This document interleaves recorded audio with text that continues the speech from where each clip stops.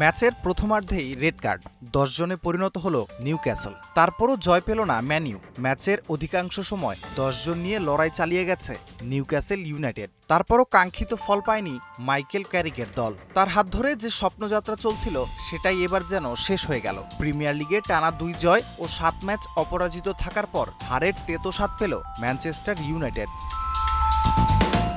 নাটকীয় এই লড়াইয়ে প্রথমার্ধের যোগ করার সময় ঘটে বেশ কিছু ঘটনা।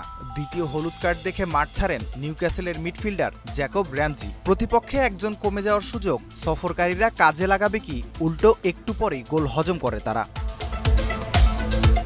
ডি বক্সে অ্যান্থনি গর্ডনকে ফাউল করেন ম্যানইউ অধিনায়ক ব্রুনো ফার্নান্দেস।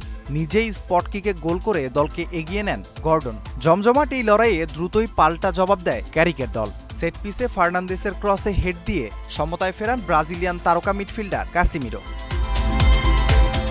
দ্বিতীয়ার্ধে চলে আক্রমণ পাল্টা আক্রমণ, কিন্তু 10 জনের নিউক্যাসলের বিপক্ষে দরকারি গোলটাই পায়নি ইউনাইটেড। পয়েন্ট ভাগাভাগির আশায় গুড়ে বালি দিয়ে নির্ধারিত সময়ের শেষ মিনিটে অসাধারণ এক গোলে ব্যবধান করে দেন উইলিয়াম ওসুলা।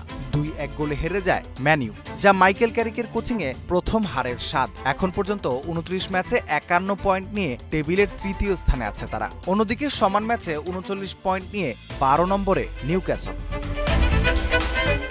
রাফিউল ইসলাম রাতুল, 71।